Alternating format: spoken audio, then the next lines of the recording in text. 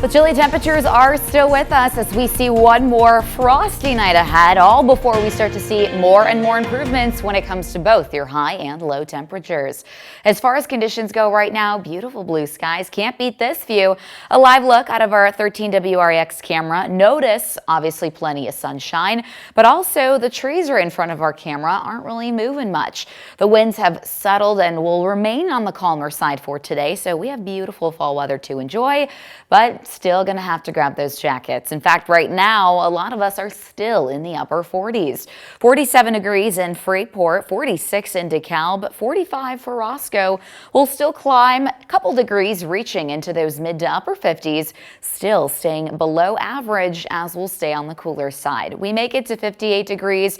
Again, we do end up seeing those calmer winds. We dealt with that frost this morning, and it looks like tonight we'll get another chance for that. Your overnight lows will drop back into the low 30s, so right at freezing for a lot of us. Another threat of frost is expected. We could see another set of alerts going out for that as well. Otherwise, we continue to see a warm up. However, when it does come to the timing of this first frost and freeze, we're right on schedule. Typically, we see that first freeze anywhere between October 11th and 20th.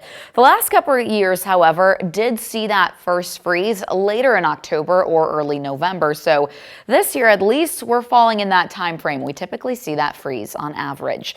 But the cooler air doesn't stick around for too long. You'll actually see it moving away. As we head into the end of the week, we see a nice warm up. So that brings us the low to mid 70s starting Friday, taking you into your weekend. And then it's not long after that do we see temperatures crashing a bit. But overall, we are still staying a couple degrees at least above, if not near average, throughout the early next week. On top of all of that, though, sure, we might be warming, but we're still dry.